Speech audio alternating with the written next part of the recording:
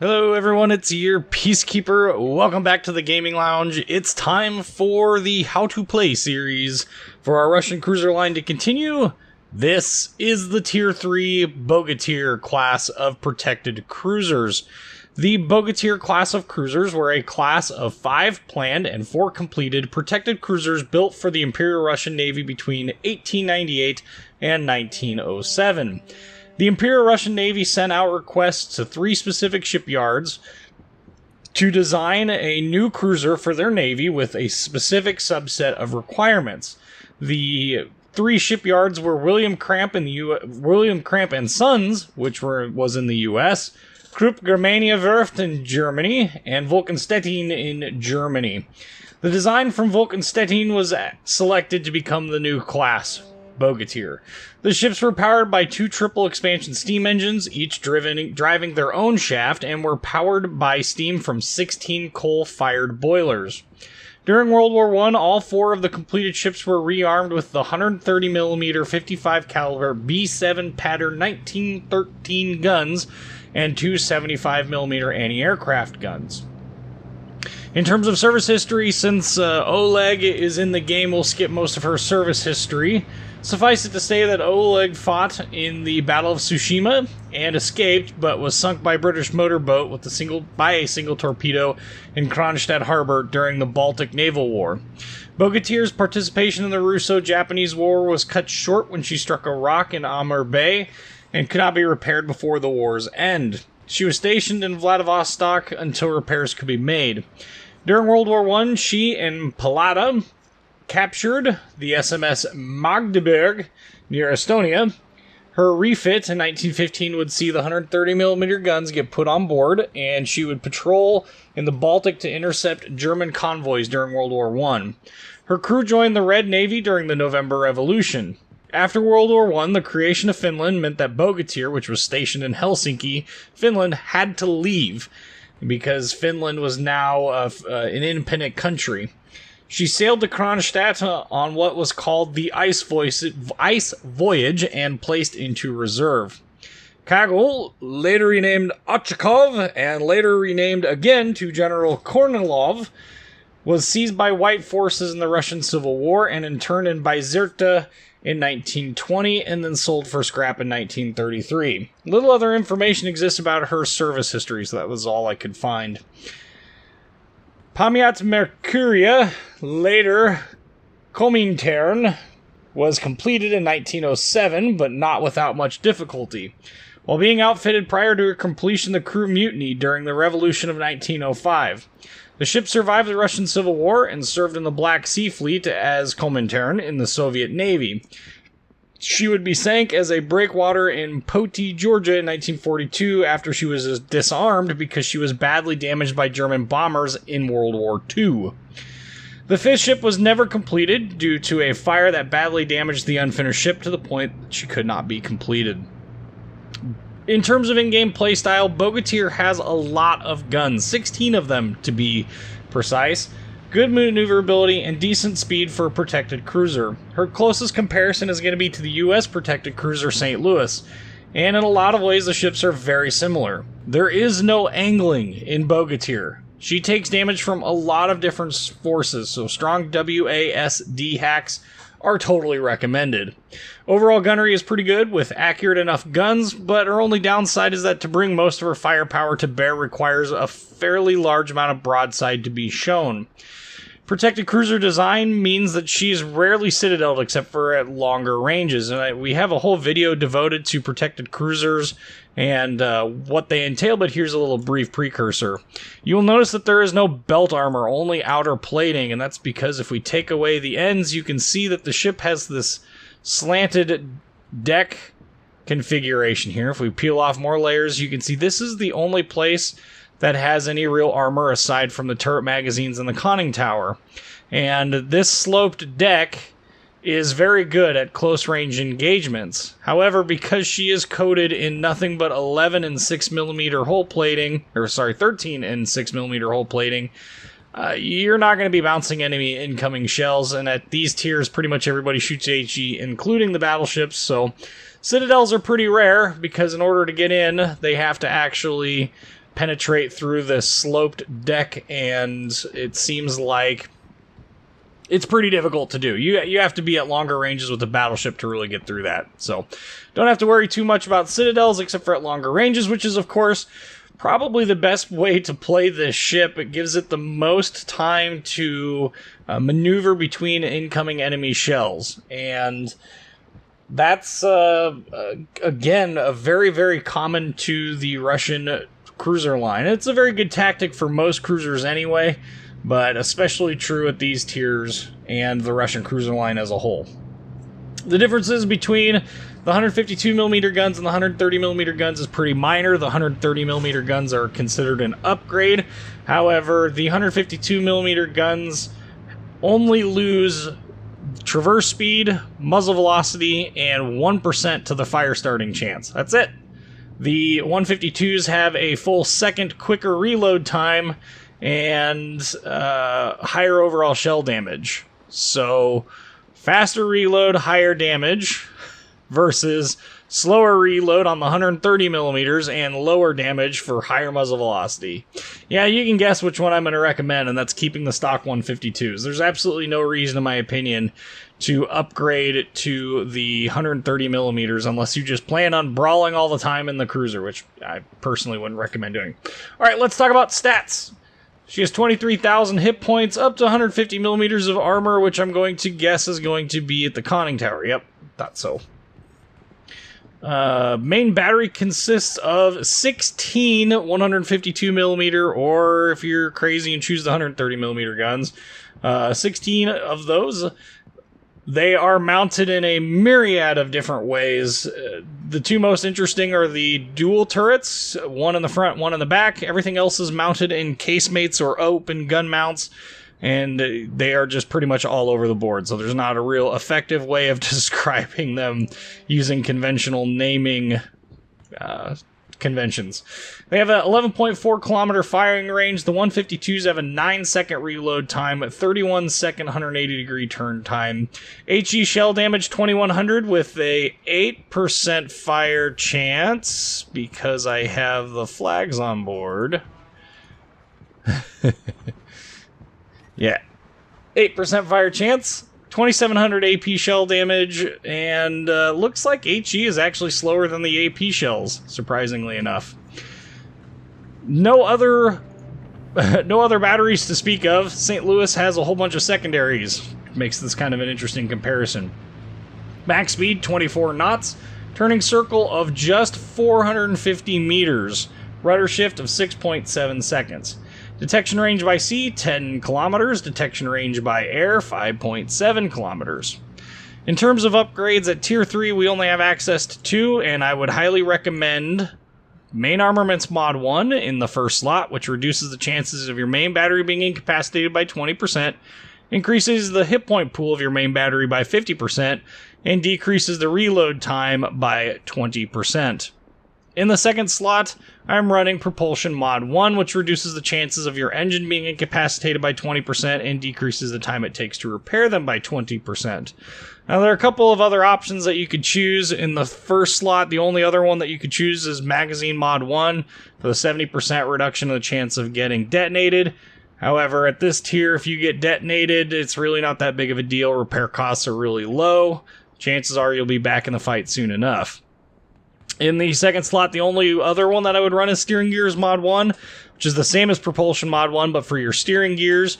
I personally don't find that this ship really loses either unless you end up running into enemy battleships shooting HE at you all the time. Sometimes you'll get lucky and they'll shoot AP at you, and then they really have to try hard to do the most damage to any of the propulsion or steering gears. So damage control systems Mod 1 really isn't all that useful on these ships. In my opinion, losing your propulsion or steering is far more important than reducing the chances of flooding by just 3% or starting on fire by 5%. So I wouldn't really recommend either of those. Alright, that's enough of talking about this ship in port. Let's go look at it in a battle video. Alright, so as we kind of talked about in the Bogatyr, the first part of this video, Bogatyr is best played at kind of a longer range, and that's especially true when you get up-tiered from, Tier 3, from the Tier 2, Tier 3 fights to a Tier 3, Tier 4 fight like we currently are in this battle. And knowing when and how and where to push can be quite difficult. And so we'll talk a little bit about that in this video. Now, we are on Big Race, and we have spawned on the southernmost spawn points. And generally speaking, I wouldn't recommend going off into this western island, these western islands, because of the how tight the islands are, and especially at the early game, the number of destroyers in a match is going to kind of influence where you go, because the destroyers, that's their kind of playground. That's their heyday. They tend to capture anything in there and just sink them with ruthless efficiency. But there's only 2 DDs in this match, so I think we'll risk it. Isakaze and Fra Ruang, so... overall, though, you're going to see a little bit of island camping in this match as well. And there's a good reason for that. Turien on the other team, it pushes through this area, and you'll see what I mean by anything that goes into the western area with destroyers in the match tends to get eaten up pretty quickly. But anyway, we're going to head off in that direction, and you'll see a little bit of island camping, a little bit of smoke camping, and a little bit of getting punished for a little bit of both. But in terms of overall gun angles, there you can kind of see just how much of a broadside you have to show. That's not even all the guns being brought to bear. Still missing the rearmost casemated turret. Not the turret, but the one that's in the casemate just ahead of the turret. Isn't quite able to get onto... there we go. Now you can see how much broadside you have to show. Quite a lot, actually. So we're going to keep heading off in this direction. And actually, I think this battle was done with the 130mm guns. I think so, anyway. We'll find out when I shoot, I guess. But, again, I would highly recommend sticking to the 152s. That 1% of fire chance isn't worth the 1 second loss in reload. Nor is the increase in turret traverse rate, nor the muzzle velocity. Yeah, this is definitely, though. Definitely the 130s. Okay, so we are going to, we're here in the smoke, waiting on 2N. Oh no, those are 10-second reload. Those are the 130s. Incoming torpedoes. Uh-oh. Get those boilers a-going, guys. So, when you got torpedoes coming in like this, probably could have started our rudder a little bit sooner. Managed to avoid all but one, unfortunately. And this is kind of one of those examples of a match in which we are losing the vision game, at least at the early part of this. That's because our 2 destroyers are off they're doing what destroyers do in this area. Very good job of changing directions and hunting, and we're trying to take what shots that we can. We're using a concealment to try and do the most, and you can see there that we were able to that one went everywhere because we didn't have a target lock. Thank you, in-game dispersion system. Managed to make it work with a fire, though. Now we've got this island blocking line of sight to us, and this is kind of a cheeky tactic to take. Cheeky, breaky tactic. There's a second fire. It's actually our 3rd fire of the match. That second fire on Turin, and I am perfectly content with that. So our Clemson goes up. Should be doing a drive-by torpedoing. First torpedoes are a giant question mark. Second set manages to land all 3, so now we are going to go ahead and keep engaging. You can see we got detected here, and that's because the Turin cleared the horn of this island that I'm on, so we're just going to keep engaging him in the hopes that we can get him killed here before our Clemson goes down. I'd like to keep our Clemson alive. Having destroyers alive in the late game is important. Okay, so there's... Ooh, 2,218 damage in our first kill. We were up to 15,000 damage. So at this point, we're backing up. We could probably be a little bit more aggressive. There's a South Carolina coming, though, if you look on the minimap. Our Fra Ruang is currently dealing with him. Got about half his hit points left. Well, maybe a third.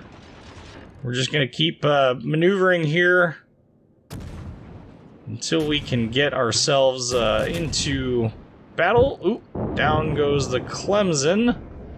Eat some torpedoes. Don't think I'm going to be able to get any shots off on this Isakaze before he disappears.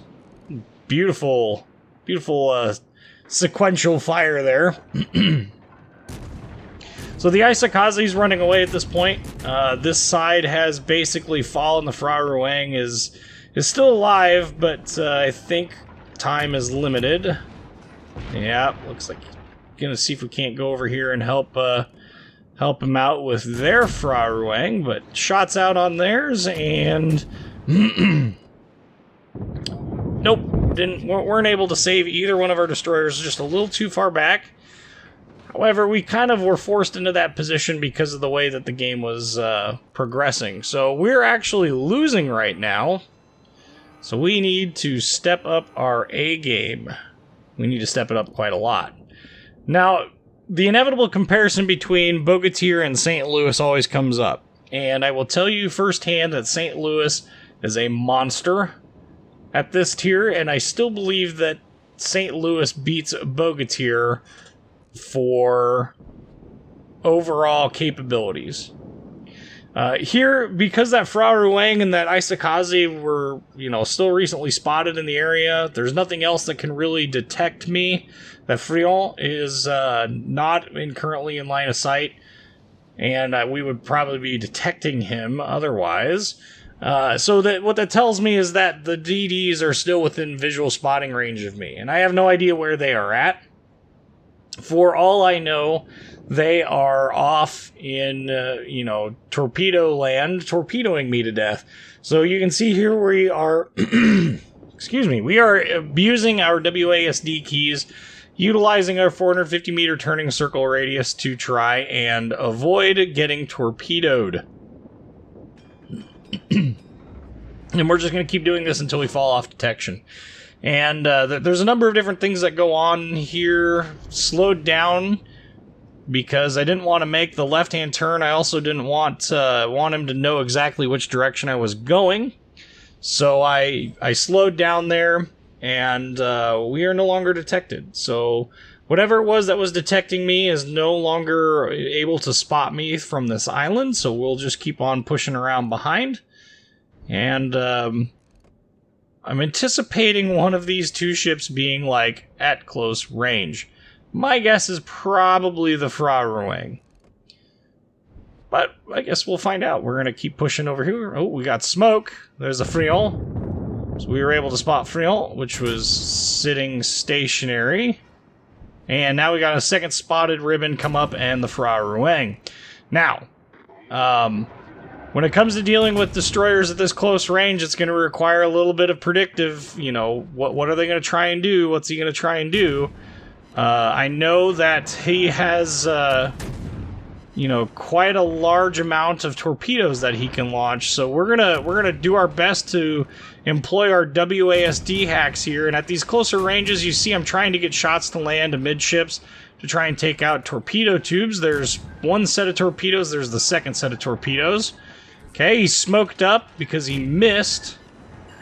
Okay, so we saw where he was just last at, so we're just going to keep littering the area with shells in the hopes that we will get a kill on him. We started him on fire, and, okay, he sinks. So now we can go back to focusing on the Frion. We know that the Fra Ruang's torpedoes are not a threat because he missed with his torpedo set. Now it's time to go back to shooting at the Frion.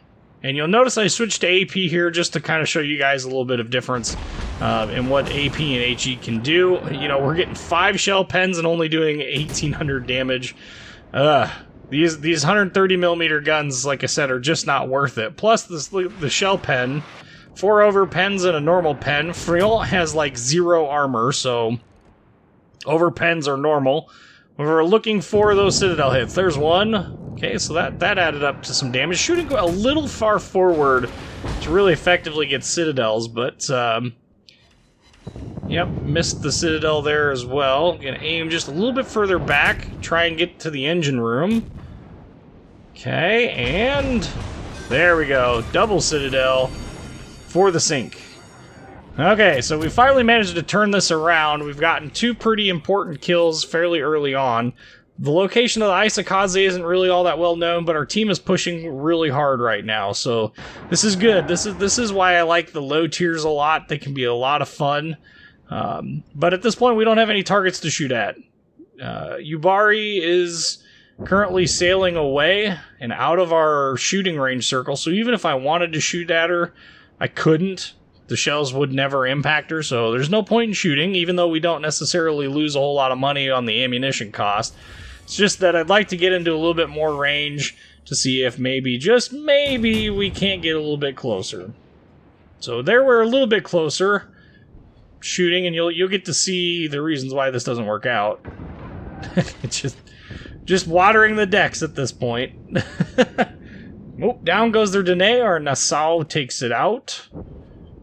Oot takes it out. Get a little bit of Canadian in us, eh? We got a couple of different things that we could do at this point, and going into the cap circle is a great way to force the Isakaze to show up. Great way to force the Yubari to come up. We're detected, but the Yubari is actually out of our detection range. And so that tells me that the Isakaze is now in range. So more WASD is necessary. And with that, we'll just continue to engage the Yubari, who is now very firmly in our gun range. As you can see, we're taking quite a lot of damage from not a whole lot of hits. And that's because the ship is just covered in not all that great armor. 6mm at the bow and stern, 13 in the midships. Not really very good. So we are continuing to engage this Yubari, who is particularly slippery. So he's not able to really effectively hit him. And we're being slippery ourselves, so it's not like it's the complete end of the world. And I'm sitting here thinking, alright, 4 kills, here we go. We got... Nope. The German said no, and down goes the Isakaze. 40,000 damage is all we did. It's a tier 3 and a tier 4 fight. I think that's pretty respectable, all things considered, but we got 3 kills out of the whole ordeal as well. Anyway, I hope this kind of gives you an idea of how Bogatyr plays. Again, I highly recommend sticking to the 152mm guns. Those are just the stock guns that you get with it. I think they're a much better option than the 130s. Plus, you got better AP pen, too, for those ships that are easy to Citadel. Anyway, I'm your Peacekeeper. Like, comment, subscribe, and thank you for watching.